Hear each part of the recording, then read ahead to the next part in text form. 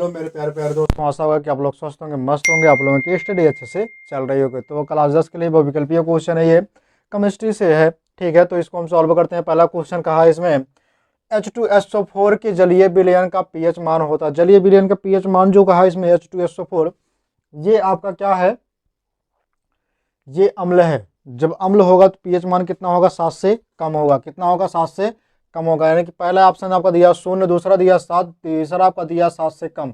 Option number तीसरा आपका सही होगा। ठीक है, फिर उसके बाद है शुद्ध जल का पीएच मान है।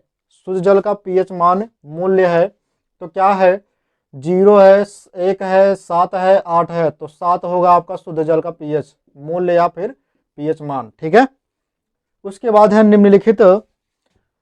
निम्नलिखित में से अम्लीय लवण है।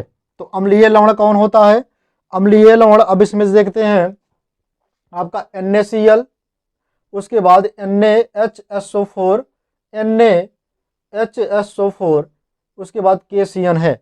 इसमें से अम्लीय लवण पूछ रहा है कि नमक टाइप जो होता है जिसमें अम्ल होता हो, तो क्या होगा, NaHSO4 होगा। ठीक है, ऑप्शन नंबर आपका तीसरा सही होगा। उसके बाद देख लेते हैं पेयजल को जीवाणु रहित करने में किसका प्रयोग किया जाता है। पेयजल जो है कि पीने वाला होता है, उसको जीवाणु रहित करने के लिए किसका प्रयोग किया जाता है, तो उसका प्रयोग जो किया जाता है वो CaOCl2 का प्रयोग किया जाता है। यानी कि CaOCl2 का प्रयोग किया जाता है। ठीक है, ऑप्शन नंबर आपका पहला सही होगा। तो आइए देखते हैं उसके बाद कहा इस 5वां क्वेश्चन, धामन सोडे का रासायनिक नाम है। तो धामन सोडे का रासायनिक नाम जो होता है वो सोडियम कार्बोनेट होता है। यानी कि ऑप्शन नंबर आपका दूसरा सही होगा। ऑप्शन नंबर दूसरा सही होगा। फिर उसके बाद है एंटीमनी है। अब एंटीमनी क्या चीज है, धातु है, अधातु है, उपधातु है या मिश्र धातु है। तो कौन सा होगा, उपधातु होगा। ऑप्शन नंबर आपका तीसरा सही होगा। ठीक है, फिर देखते हैं 7वां क्वेश्चन का है, निम्न में से कौन सी धातु अम्ल से हाइड्रोजन विस्थापित नहीं करता है। हाइड्रोजन विस्थापित नहीं करता। तो कॉपर जो होता है ये हाइड्रोजन को विस्थापित नहीं करता, क्योंकि ये जो है उससे नीचे है हाइड्रोजन से। ठीक है, फिर उसके बाद निम्नलिखित में से कौन सी धातु अम्ल में से हाइड्रोजन विस्थापित करती है। अब कह रहा हाइड्रोजन विस्थापित करने वाली धातु का नाम बताइए। तो MgZn होता है, Mg और Zn होता है। बाकी सब ऑप्शन आपके गलत हो। तो इसका एक बार स्क्रीनशॉट लीजिए, फिर उसके बाद जो है आगे की तरफ चलते हैं।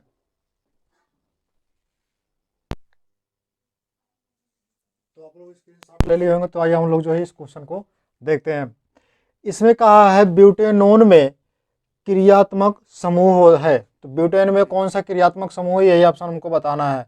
CHO है कि COO है या C डबल बॉन्ड O है या फिर OH समूह है या फिर COOH है।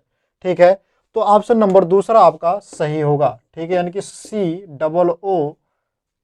डबल बॉन्ड O करके है। ठीक है, फिर उसके बाद 10वां क्वेश्चन है, निम्नलिखित में से किस यौगिक में कीटोन समूह उपस्थित है। तो कीटोन समूह जो उपस्थित है उसको हमें बताना है। तो कीटोन समूह जो उपस्थित है यहाँ पे ध्यान दीजिएगा, यहाँ पे डबल बॉन्ड करके O जुड़ा है। ठीक है, एक C से। तो आपका कीटोन समूह जो होगा ये ऑप्शन नंबर चौथा होगा। तो आइए देखते हैं फिर एसिटिक अम्ल का IUPAC नाम क्या होगा।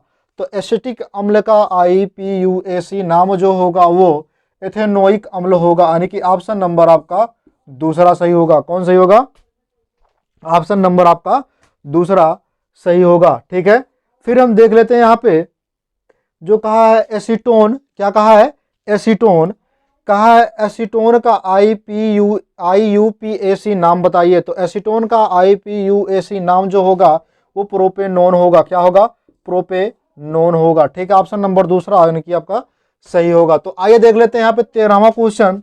13वां क्वेश्चन कहा है एसिटिक अम्ल में कितने अम्लीय H परमाणु हैं। तो एसिटिक अम्ल में कितने अम्लीय परमाणु होते हैं। ठीक है, ये बताना हमको। H अम्लीय परमाणु तो एक होते हैं। ऑप्शन नंबर पहला सही होगा। फिर उसके बाद 14वां क्वेश्चन है कि Li विकर्ण संबंध दर्शाता है। तो Li विकर्ण संबंध कौन सा दर्शाता है, यही हमको बताना है। तो Mg के साथ दर्शाता है। किसके साथ, Mg के साथ दर्शाता है। यानी कि ऑप्शन नंबर चौथा आपका सही होगा। फिर 15वां क्वेश्चन है, निम्नलिखित में अम्लीय ऑक्साइड है। तो अम्लीय ऑक्साइड कौन होगा, जिसमें OH समूह, जिसमें H जुड़ा हो तो सॉरी O जुड़ा हो वही ऑक्साइड होगा। तो देखते हैं यहाँ पे चौथा ऑप्शन आपका सही होगा, यानी कि P2O5 सही होगा। क्या सही होगा? P2O5 सही होगा, यानी कि अम्लीय ऑक्साइड है। ठीक है, 16वां क्वेश्चन है, निम्नलिखित में कौन अधिक विद्युत ऋणात्मक तत्व है? तो विद्युत ऋणात्मक तत्व हमको बताना है, यानी कि F है। कौन है? F, यानी कि आपका ये आयरन सही होगा। ठीक है, आयरन नहीं, F आपका सही होगा। ठीक है, तो इतना आपको समझ में आ गया होगा। ठीक है, तो आप लोग ये क्वेश्चन क्या करिएगा, यहां पे ठीक, तो आप लोग इस क्वेश्चन को जो है अच्छे से एकदम पूरा पढ़ लीजिएगा। कल आप लोगों का पेपर है। ठीक है, एकदम अच्छे से तैयार करके जाइएगा और आप लोग मस्त होके जाइएगा। ठीक है, आप लोगों का पेपर एकदम अच्छे से जाएगा। Good luck.